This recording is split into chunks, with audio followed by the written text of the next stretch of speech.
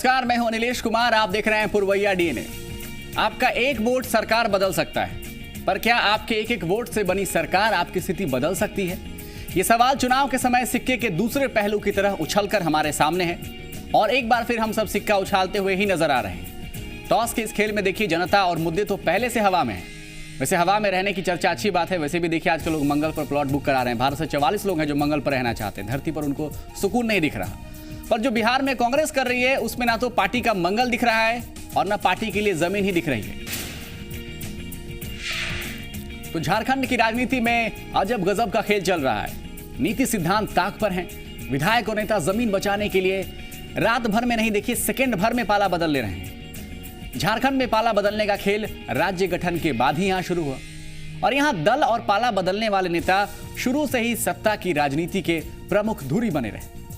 अब तक सूबे का राजनीतिक गणित ऐसा रहा कि निर्दलीय विधायकों का साथ लिए बगैर किसी भी राजनीतिक पार्टी के लिए सरकार बनाना मुश्किल रहा। ऐसे में निर्दलीय विधायकों के ने अपनी सुविधा के अनुसार कभी बीजेपी का दामन थाम लिया, तो कभी कांग्रेस का, तो कभी जेएमएम का। राजनीतिक दलों के बैनर तले चुनाव लड़ने वालों ने भी पाला बदलने में कोताही नहीं बरती। यही वजह है कि देखिए, 14 साल के झारखंड को 9 मुख्यमंत्री। बेरोजगारी की जो सबसे बड़ी समस्या थी हमारे क्षेत्र में, पलायन की, उसको हमने बहुत प्रयास किया लेकिन वो दूर नहीं हुआ। पावर प्लांट का शिलान्यास हुआ लेकिन काम चालू नहीं हुआ। अब मुझे आस्था और विश्वास है कि नरेंद्र मोदी जी के नेतृत्व में, भारतीय जनता पार्टी के नेतृत्व में हमारा पावर प्लांट चालू होगा और वहां का खुशहाली आएगी, बेरोजगारी दूर होगी और पलायन में हम लोग रोक लगा सकते। एक एक सेकंड में परिवर्तन होता है। मेरी अंतरात्मा की जो आवाज थी, मैंने निश्चित रूप से उसको परिवर्तन किया है और बहुत बिना शर्त जो है भारतीय जनता पार्टी में मैं शामिल। तो जी, इसी तरीके से आपने देखा, आस्था बदलने और आस्था की वजह से राजनीतिक देवताओं के बदलने का दौर झारखंड में जारी रहा। नतीजा ये रहा कि झारखंड को 9 मुख्यमंत्री मिलकर 14 साल, 3 बार का राष्ट्रपति शासन भी देखना पड़ा। साल 2009 में जो 81 विधायक चुनाव लड़कर आए थे, वो देखिए आज की तारीख में उनमें से 15 विधायकों ने अपना पाला बदल लिया। चर्चा को आगे बढ़ाएं आप। इससे पहले उन विधायकों के बारे में बता देते, क्योंकि आज हम जो चर्चा कर रहे हैं उसके लिए आपको यह जानना बेहद जरूरी है कि किन किन विधायकों ने आखिर झारखंड में पाला बदला।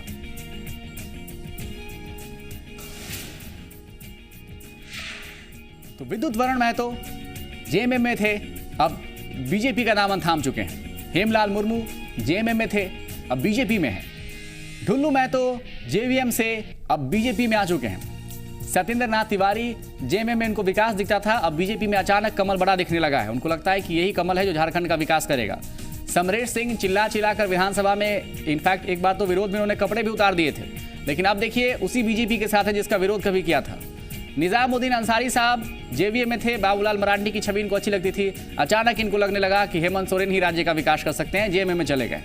जयप्रकाश भोक्ता जेवीएम की तारीफ करते नहीं थकते थे, अब बीजेपी और नरेंद्र मोदी में आस्था है। निर्भय शाहबादी साहब इतने निर्भय हो गए कि जेवीएम से बीजेपी में चले गए। फूलचंद मंडल जेवीएम के नेता, बीजेपी का दामन थाम लिया इन्होंने। चंद्रिका मेहता ये भी जेवीएम में थे, इनको भी लगा कि अब देश का विकास भी बीजेपी ही कर सकती है। झारखंड का इन्होंने क्या किया ये नहीं बताएंगे आपको। गोपाल कृष्ण पाता साहब जेडीयू के कभी प्रदेश अध्यक्ष भी थे, अचानक इनको भी रात भर में एहसास हो गया कि बीजेपी ही राज्य का कल्याण करेगी। साइमन मरांडी जेएमएम के नेता, बीजेपी का दामन थामते हुए। हरिनारायण राय निर्दलीय थे, अब झारखंड मुक्ति मोर्चा के साथ हैं। अनंत प्रताप देव कांग्रेस में थे, लेकिन कांग्रेस की नीतियों से एकदम उलट बीजेपी की नीति है, लेकिन इनको कोई देर नहीं लगी बीजेपी की नीति को अपनाने में, अब बीजेपी में है। और चमरा लिंडा निर्दलीय थे, अब झारखंड मुक्ति मोर्चा में है। तो ये वो तमाम नाम हैं जिन्होंने देखिए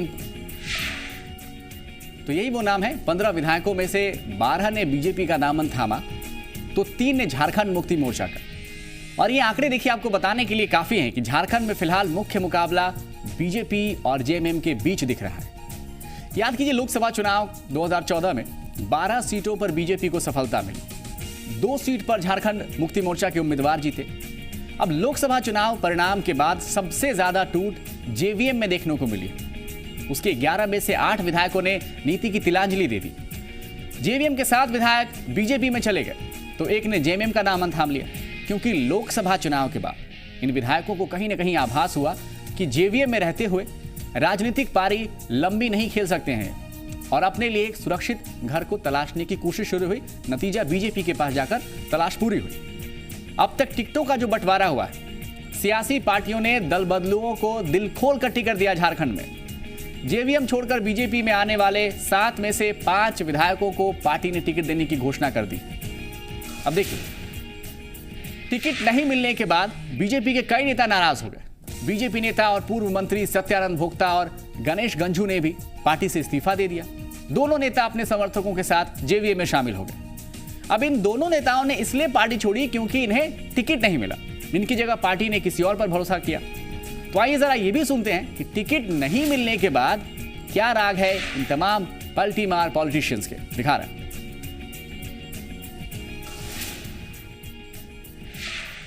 वो तो बिहार से उम्मीदवार मान के लड़ाना। अभी चुनाव जब चतरा में हुआ तो दूसरे विधानसभा क्षेत्र के उम्मीदवार को चतरा में दिया बोरो प्लेयर, जबकि चतरा विधानसभा में 1 से 1 अनुसूचित जाति के लोग हैं, तो उनको कथनी कुछ करनी कुछ। ऐसा ये बोलते हैं तो ये बहुत गलत बात है। जितने चुनाव लड़के, जितने जो विधायक दल के विधायक बन के जो गए हैं उनके पास, वो सारे लोग ही टिकट की आशा पर गए थे। भले अगर उन्होंने आज देने की बात नहीं किया, नहीं दिया, तो उनके ऊपर कलंक लगा दे, अलग बात है, लेकिन सारे लोग ही टिकट के शायद तय करके गए थे। हालांकि एक ये भी सच है कि बीजेपी में टिकट बंटवारे के बाद जो घमासान मची है, पार्टी बहुत सीरियसली इसको नहीं ले रही।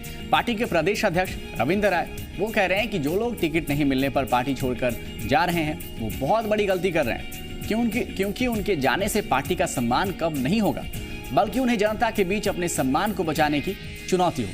ये भी देखिए।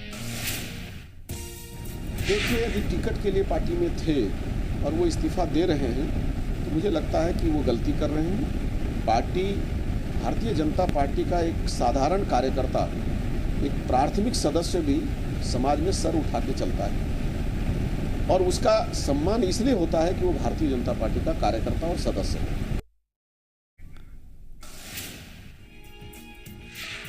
तो ये पूरी कहानी का एक ही मौजू है। झारखंड की राजनीति में स्थिति यह है कि राज रह गया है, नीतियां गायब है। नेता राज करने के लिए नीति को तिलांजलि दे रहे हैं। ये 14 साल के किशोर झारखंड के लिए दुर्भाग्य की बात है, क्योंकि 14 साल का झारखंड देश में आज राजनीतिक उठापटक के लिए जाना जाता है, और उसका कोई गुनहगार है तो वो पलटी मार पॉलिटिशियंस ही हैं जो अपना पाला बदलते रहते हैं। आगे बढ़ते हैं और बात करेंगे झारखंड की वस्तुस्थिति है क्या। तो राजनीति की हकीकत झारखंड के राजनीतिक चरित्र से साफ तौर पर पता चलती है। स्थिति देखिए, आप 14 सालों में नेता बन गए पर मुद्दों की पहचान नहीं बन पाई। विस्थापन, नक्सल समस्या और स्थानीय नीति भाषणों में जितना दिखे उतना समाधान की दिशा में कहीं दिखे नहीं। अब स्थिति यह भी देखिए आप कि झारखंड बनने के 10 साल बाद 2011 में अदालत ने भी अपना दुख जाहिर किया। अदालत ने कहा यह दुर्भाग्यपूर्ण है कि आज आदिवासी, जो कि संभवतया भारत के मूल निवासियों के वंशज हैं, अब देश की कुल आबादी के 8% बचे हैं।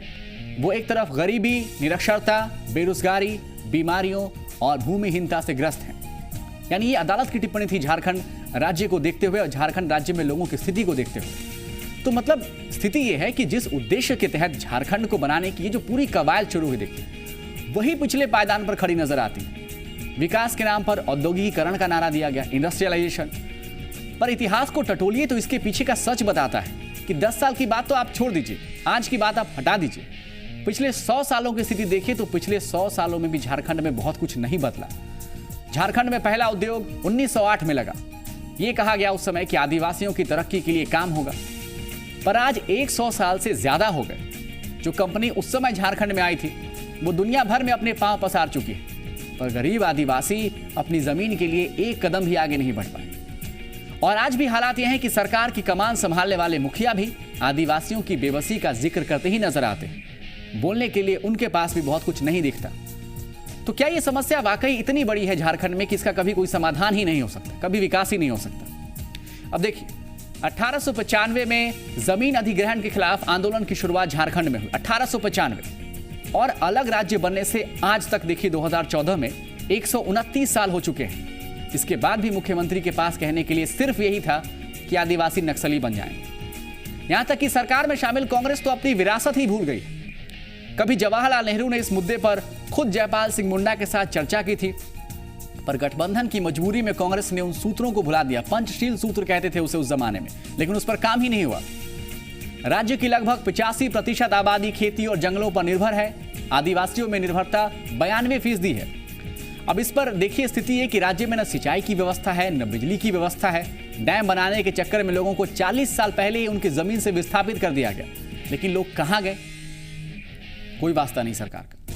थोड़ा और आंकड़े देखते हैं, बोरिंग होंगे, पर झारखंड की हकीकत यही है कि बिजली और सिंचाई सुविधा प्रदान करने के लिए 50,000 हेक्टेयर जमीन बांधों और जलाशयों के लिए कुर्बान हो चुकी है, लेकिन कुल कृषि क्षेत्र का केवल 9% भाग सिंचित होता है। नेता अपने गार्डन में बागवानी खूब करवाते हैं, पर किसान के खेत में अन्न कैसे उपजेगा, उसमें से सिर्फ 9% खेतों को पानी की सुविधा उपलब्ध है। इसके अलावा खनन एक और कारण है जिसकी वजह से लोगों की जमीनें छीनी। विकास परियोजनाओं के लिए जो जमीन अधिग्रहित हुई उसमें से 34% खनन के लिए अधिग्रहित हुई है।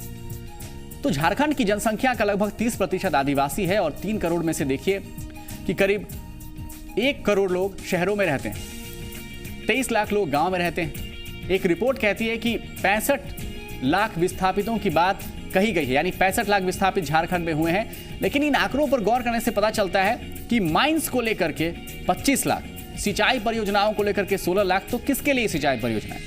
फैक्ट्री के लिए 12 लाख लोगों को उनके घर से दूर कर दिया गया। अभ्यारण्य के लिए 11 लाख लोगों को विस्थापित किया गया, लेकिन आखिर इन सुविधा लोगों को मिली क्यों नहीं? यानी लोगों की समस्या हर किसी को पता है, पर समाधान क्या हो इसके लिए किसी ने पहल नहीं की। और सुस्ती का आलम झारखंड में यह रहा कि 22 जिले नक्सल प्रभावित हो चुके हैं। सरकार के मंत्री देखिए, सरकार के मंत्री पर ही उग्रवादियों को संरक्षण देने का आरोप है। पुनर्वास नीति का फायदा लोगों को मिला नहीं।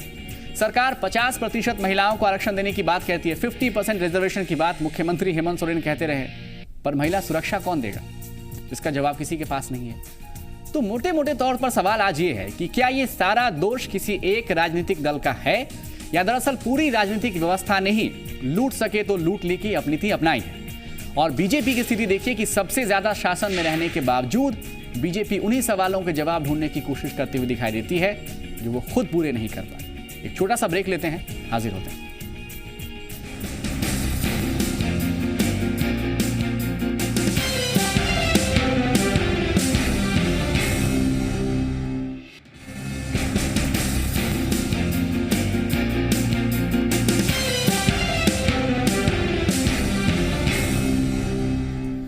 और झारखंड में बीजेपी और आजसू के बीच गठबंधन की औपचारिक घोषणा हो गई है। आजसू 8 सीटों पर चुनाव लड़ेगा और बाकी बची 73 सीटों पर बीजेपी चुनाव लड़ेगी। जिन 8 सीटों पर आजसू चुनाव लड़ेगा वो सीटें और उन सीटों के उम्मीदवार कौन हैं, एक बार दिखा रहे हैं आपको। तो सिल्ली से सुदेश महतो हैं, रामगढ़ से चंद्र प्रकाश चौधरी, लोहरदगा से कमल किशोर भगत, जुगलसलाई से रामचंद्र सहीस, चंदन कियारी से उमाकांत रजक, बड़का गांव से रोशन चौधरी, तमाड़ से विकास मुंडा और गोमिया से योगेंद्र महतो। जुगलसराय से रामचंद्र सहित और गोमिया से योगेंद्र महतो शामिल हैं। ये वो तमाम नाम हैं जो पार्टी ने अपनी तरफ से उम्मीदवार बनाए हैं।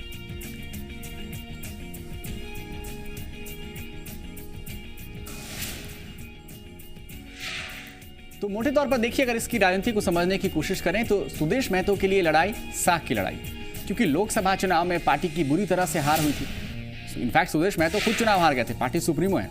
अब जाहिर है कि युवा मतों के सहारे सत्ता तक पहुंचने का सपना देखने वाले सुदेश महतो के लिए अकेले का रास्ता बड़ा मुश्किल होगा। पर बीजेपी ने भी अगर आजसू का साथ लिया है तो इसके पीछे रणनीति है।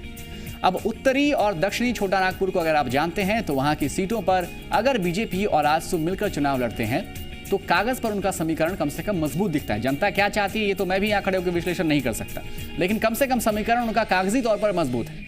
लेकिन समस्या देखिए यहीं खत्म नहीं होती दिख रही है। बीजेपी के अंदर से विरोध के स्वर उठ रहे हैं। अब बीजेपी के कार्यकर्ता कह रहे हैं कि आजसू को जनता ने नकार दिया, ऐसे में साथ जाना उनको मंजूर नहीं है।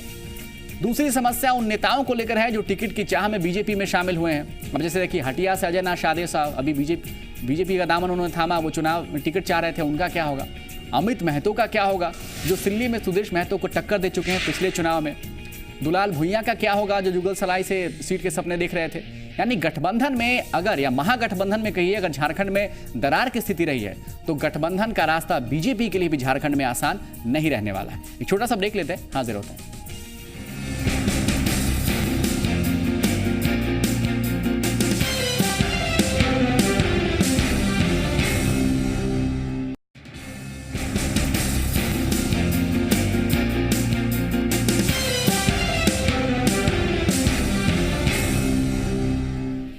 बिहार कांग्रेस पर चर्चा करेंगे। बिहार कांग्रेस इंदिरा गांधी की जयंती को लेकर के देखिए दो गुटों में बढ़ती हुई दिख रही है। 19 नवंबर को बिहार में कांग्रेसियों का एक गुट सदाकत आश्रम में अशोक चौधरी की अगुवाई में, तो दूसरा गुट मिलर स्कूल में कांग्रेस के कुछ वरिष्ठ नेताओं के बैनर तले पूर्व प्रधानमंत्री की जयंती मनाएगा।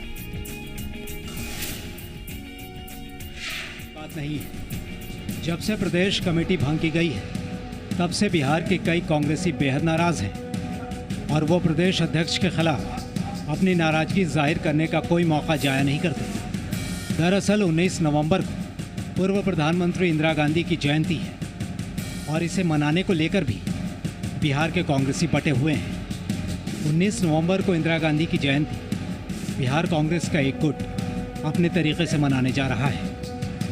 नहीं तो पर्व है, घर घर में पर्व मनाया जाएगा और फिर हम एकत्रित हो जाएंगे एक जगह जहां हम लोग प्रपोजल दिए हैं कि हम लोग मिलर हाई स्कूल में इस जयंती को कार्यक्रम को मनाएं, जो अभी फाइनल रूप होगा इस विमर्श में, तो वहाँ सब लोग फिर जुट जाएंगे। साप्ताहिक कार्यक्रम कांग्रेस के घर में चलेगा 14 नवंबर से 19 नवंबर तक। जी अध्यक्ष जी को जानकारी है और उनकी राय से हम लोग कर रहे हैं।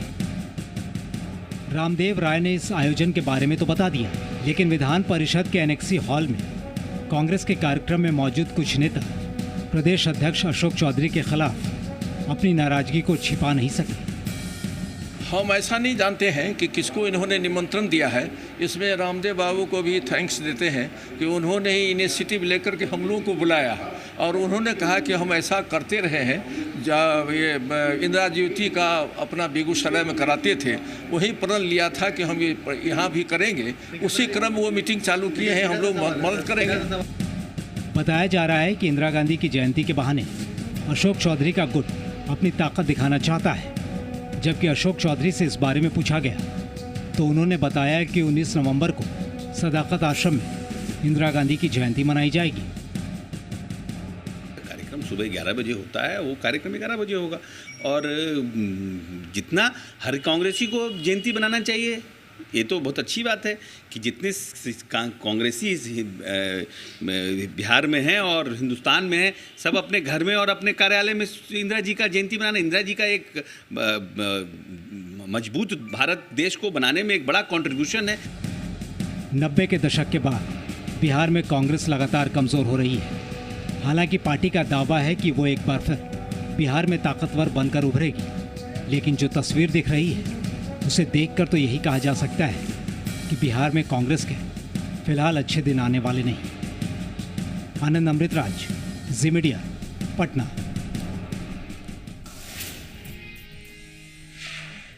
तो बिहार कांग्रेस अलग अलग खेमों में बढ़ती दिख रही है। उधर तमिलनाडु कांग्रेस के बड़े नेता जी.के. वासन ने सोमवार को पार्टी छोड़ दी और नई पार्टी बनाने का ऐलान कर दिया।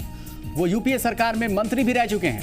राहुल गांधी साहब दिल्ली में पार्टी के भविष्य को लेकर बैठकों में व्यस्त हैं और पार्टी के अंदर से प्रियंका गांधी को आगे आने की मांग भी हो रही है। यानी पार्टी जब अस्तित्व को बचाने की लड़ाई लड़ रही है और प्रियंका में इंदिरा की झलक देखकर राजनीतिक तौर पर वापसी की उम्मीद जताई जा रही है, ऐसे समय में देखिए इंदिरा के नाम पर गुटबाजी हो रही है। इसलिए पहला सवाल ये कि क्या स्थिति सिर्फ एक क्षेत्र की है या केंद्रीय स्तर पर कांग्रेस की जो स्थिति है उसकी एक झलक बिहार में मिलती है? क्योंकि जिस तरह पार्टी के उपाध्यक्ष का विरोध हो रहा है एक तरफ, तो दूसरी तरफ प्रदेश अध्यक्षों को भी निशाने पर लिया जा रहा है, चाहे तमिलनाडु हो या बिहार की राजनीति। इसलिए सवाल यह भी है कि क्या वाकई कांग्रेस नेतृत्व को लेकर उन बुनियादी सवालों के जवाब नहीं ढूंढ पाई है जिनके हल के बिना वो गठबंधन में भी मजबूत नहीं हो सकती है। पर दरार की इस घटना पर कांग्रेस का इतिहास एक बार फिर उसके सामने है। इंदिरा के सामने उनकी पार्टी एक बार फिर खड़ी हुई दिखाई दे रही है और सवाल उसी गुट का है जिसको लेकर उन्होंने एक बार उनकी पार्टी को मजबूत किया था। फिलहाल इतना ही, देखते रहिए जी पुरवैया।